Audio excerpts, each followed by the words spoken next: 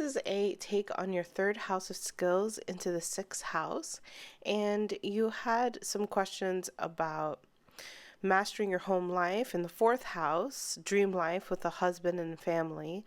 And how can you take your skills from the third house into the sixth house? Well, the fourth house is where you have North Node in Sagittarius. And there were certain things that we talked about when it came to needing many different places to live and having more adventure in the house. With the North Node here, this is a destiny for you. So the home energy can be sometimes maybe unfamiliar. Like you may feel like it's an unknown territory. Maybe there's something about building and having your own home, having it the way that you like, that you haven't really paid attention to in a way that makes you feel satisfied. And so that hints to the North Node being here, because the North Node is something that we are venturing into in our overall journey of life. So it's a pretty strong placement to have in the fourth house. It suggests that you really understand respectability politics coming from the 10th house. That's because that's where the South Node is. And so that's what you've actually mastered. So to master the fourth house, the opposite energy, is to understand that you're working on a more private arena of your life. What is it that you do in your personal time? And what is your state of being in your home? So we talked about like more practical things like having maybe even different homes. If I didn't mention before, vacation homes, that would be something that would be really cool with Sagittarius in the fourth house. But there's also a level of what do you feel in your home? Like, what's your state of being? Do you find yourself to be more joyful, more optimistic in your home? Because with Sagittarius here being the jolly zodiac energy, it's looking for that as your blueprint. So this could also mean that manifesting the energies you want when it comes to your dream home has a lot to do with that frequency of how you feel. And if you feel already something optimistic about where you are already in your home, then that's also going to open you up to a lot of other opportunities. I think I also mentioned that you could have like foreign people or more exotic artifacts in the home that could really elevate it to another level. And this would require you at least having a marketplace or some space that you travel to in order to bring it back as an emblem or as something significant. Otherwise, it will just feel like just a regular object. But so some sort of significant cultural significance in your home could really help bring up the frequency and the vibrations in the home. And in mastering yourself in the home is also knowing that you're aiming to achieve a place of wisdom about your home life. Okay, so this could mean in the mechanics and structurability of the home. It could be in feng shui aspects of home. It could be an interior design of home, but it could also be connected to family, in which where is it that you need to exhibit wisdom or gain more education about how to interact with family members with very distinct differences and personalities. These types of things could really help you as well, because Sagittarius is a very fiery energy. This could lead to a lot of misunderstandings because of like very broad schemed ideas, maybe even different philosophies amongst the family or different religious take on religion within the family that can cause certain frictions.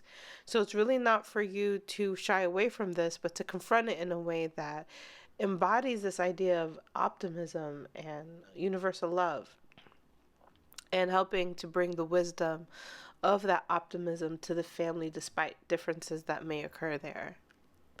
Now, when we go into the sixth house, this is where I really like to talk about the way that we live our daily lives based off of routine. And so the sixth house plays a very big impact on all the houses before it. How we enjoy our leisure time, how we structure our family, how we, live and take care of the things we own. So by the time you get to the sixth house in the chart, this is where you're organizing your life in the very mundane, accountable, scheduling, routine type of way. This is where you have your appointments and all things like that. With Saturn in your sixth house, there's more of this ability to be the manager of your work environment as well. So it's really important to consider that you need to embrace the responsibility that Saturn brings to your sixth house. And this is differentiated. If somebody had a different planet here, like Neptune, they would have an unstructured way of living. But with Saturn here, it suggests that you need like really, well detailed appointment books, that you need to have a hold of what your day looks like and to manage it accordingly to what your needs are. This also suggests that the sixth house is a house of health. And so, how are you maintaining your health? This could be a time whenever you're focused on your health that you look at Saturn and think about in Aquarius, it could be connected to the legs, to the shins, to the ankles, and maybe even doing things that would help to strengthen your legs. This is the part that Aquarius rules over. So you also want to give yourself a lot of freedom at the same time. And this may be scheduling your freedom because this energy with Aquarius in the sixth house wants to freelance more than stick to a regular schedule. But at the same time, Saturn is here. You would work very well in a environment where you're feel like you have alliances. It's less about competition and everyone's kind of working with this kind of synergized energy. That would work so well for you with Aquarius in the sixth house. And let's say that you're the leader, the head of the group. That also is like a cliche way that I would interpret Saturn in the sixth house. The shadow Aquarius here can be a routine where you are disconnected in a lot of ways. There can be this feeling that you're going through the motions, but you're not really attached to it. And there are layers to that where if you're doing the right things, that can be accepted, because Aquarius is an air sign. So the emotional pursuit of feeling good about what has to get done, in that sixth house, can really be lacking. And it's okay if there's not a real like inspiration for your sixth house to get your, kind of get your life organized and follow the entire schedule, all the way down to the T. So what is important here is to not go against, basically the key here is to focus on getting the things done, even if your emotions aren't exactly in wanting to do so. And this could still be very rewarding because there's a detachment that happens and a celebration when you've conquered a several amount of days or weeks where you've done something routinely, and you now reap the benefits of it, because sixth house is a house of harvest as well. So after diligent disciplined work, specifically for you disciplined with Saturn here, this can produce great possibilities. So minding your emotions having anything to do with what actually gets done could be an important thing here. This also does mean that you're getting in tune with your body when you're doing uncomfortable things, like making sure that you clean this certain thing once a week or whatever. You might be wanting to avoid it, but you will need to do it anyway and find the emotion behind it in the discomfort of you being accountable. So the Aquarius energy will use that energy and help you make it better. So a lot of you is also about progressing what you do through the discomfort. Let's say that you hate bending over to sweep up in this one area of your house, right? And when you do that with Aquarius energy in your sixth house, you may say, okay, well, next time I'm going to get me a certain kind of broom that at least helps me not bend over. And then after that, you decide that you might want to get a vacuum because that broom stuff is just not even as efficient as a vacuum. And so you continue to progress through the mundane works. The way that you might want to layer out your day is to consider the sixth house is also within the chart connected to like the end of the day between like 6 and 8 o'clock. And so this is a time of the day where you would want to write out what you want to do for the next day, like if you plan like that day by day. But the time between 6 and 8 p.m. is a really good time for you to plan and prepare. And that could be like a golden moment for you to embody your sixth house and embrace being the organizer of your life. And maybe you don't want to even think about planning and preparing at any other time. So designating a time would be really great. And that's actually for everyone. Everyone would work well here. But depending on their planets, I would give different advice, right? So with Saturn here, this time is really about organizing. Whereas if you had Venus here, I might say this would be a time where you should pamper yourself and go get a massage or something like that. So yes, because you have Saturn, there's more of the need to kind of take on a burden or responsibility that you need to break down. Maybe you make a overall plan about something that you need to tackle. And so between 6 and 8 p.m. is a really good time to apply that in your daily schedule. You also need to have a schedule that really does meet your time needs. So like if you have to be up early in the morning, then you've got to carry that burden, but you can also choose not to do that. With the sixth house being a house of our vocation, it's where you make your daily bread, in the metaphor of what bread could be, like where you harvest, where you work on something and you see the fruits of that. You get to reap the harvest of the seeds you planted. So there's also this role that you can play with Saturn in Aquarius that really is connected to influencing and helping people to have better lifestyles through that domain. And I could actually see a lot of opportunity to work on the internet as well here, because Aquarius rules over the networks, and within the sixth house, it would mean that your daily life, you are really good at networking with people from different, maybe even point of views and different visions. This is also about you working diligently on your own vision in the industry or the work that you do. And what is it that you are looking? Because a vision really helps to enhance everything about everyone. Everyone belongs in a vision, very different than a competitive nature. And so if you ever find yourself in a competitive place in your work environment, it's probably out of alignment, because when you're working through a vision, and everyone's kind of working on that together. And there's also these themes of freedom that show up with Aquarius in your sixth house.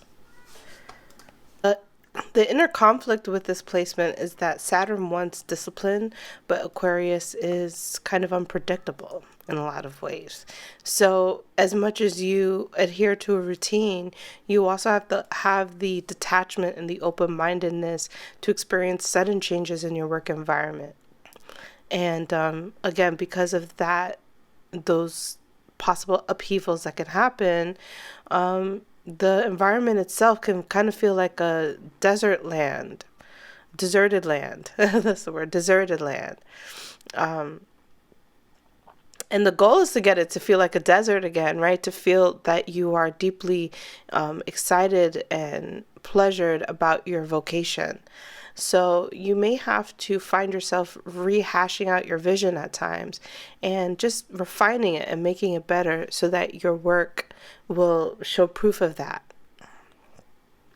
And again, you would work very well amongst groups with also electronic technology, firsthand technology, genius. It would work very well for you. And you could actually set up, going back to the idea of setting up your schedule, you could also set up your schedule, your home life, in ways that could help you live life easier through modern technology. Right, whether that's like a robot vacuum or some really cool cameras out in the front for security, things that would help you feel more progressive in life, will advance you and also kind of take the edge off of all the work that you have to do. Now, when we talked about moving your skills into the sixth house, your skills come from the third house, and this is actually a deep comprehension that you have with Scorpio here and Pluto in your third house. Third house is the house of communications and listening, so you really listen deeply, intensely. It's one of your main skills. And when you're developing your skills with this, you have to really be emotionally provoked and triggered to really master that skill. There's got to be something that's running that those engines when it comes to how emotionally are you in, because if you're not, then you're not going to feel it, which is really interesting from your sixth house, where this is governed by no emotions. Your daily life, your skills have a lot of emotions in them. So when you're pulling your skills towards services in the sixth house, how's it that you service others, get clients in the sixth house, then you have a deep ability to listen deeply to people but not be attached to it. That's how I would pull those two together. If you're moving your skills from the third house and the sixth house, it's with the people that you work with that you may be more inclined to go more in depth with them. And these two houses do square off with each other, right? And Pluto and Saturn actually are in a little bit of a square in your chart. Pluto in your third house of skills and listening, Saturn in the sixth house of daily life. So with them squaring off with each other, sometimes you may have like responsibilities that trump over things that could be more emotionally important, like even things that could stir you and mess up your work. With Saturn in the sixth house, you're more capable of kind of keeping a clear head until the work is done, which is really good for you, and that's a really good skill. You could also have the capacity to use technology for intimate reasons, because it's Scorpio and Aquarius in these ideas. Scorpio might actually be wanting the yearning to have more sexual skill, like skill in either sexy dancing or things that are connected to, Kama Sutra was the word I was thinking of, Tantra, things that develop our actual skills. I could see that you may really desire that with Scorpio in the third house. This also might be something that in another dimensional world, you may actually find yourself working with technology and sexual capacities. And this could be, I'm sorry if it sounds a little crazy, but it could be like owning your own sex toy store. That's something that just comes to me when I think of these two energies combined and how they could work together, because they kind of are in friction with one another in a lot of ways. Sex being taboo, Aquarius being more about the progressive world and making sure that it's good for the children. How do we put this together? But it's important that intimacy is maintained amongst human beings. So what is the business, being in the business of intimacy, being in the business of sexual power and empowerment? This could also be powerful. You could also have a great deep listening skill, like I said before. So you may, aside from the whole, sexcapades that I just mentioned, you also may actually just work one-on-one with people, or the people that you work with or the clients that you work with, that you're really able to tap into the things that they're not saying. Like you could go very deep with them. Conversations that people would not feel comfortable telling, they might want to tell that to you. So this could be a really good path for a counselor, somebody who works as a life coach or a psychiatrist to help people progress in life. And that could also really help your Saturn in the sixth house feel like you're kind of in control of your schedule, because people who have those types of careers have more control over their schedule. So with overall here with the sixth house is actually having structure, but also having freedom implanted in the structure. And the self-care is deeply connected to your kinship amongst the people you're working with, making sure that that vibration synergy is good, because that really helps your health and your feeling purposeful in your vocation and the work that you're called to do. Thank you so much. Peace and love.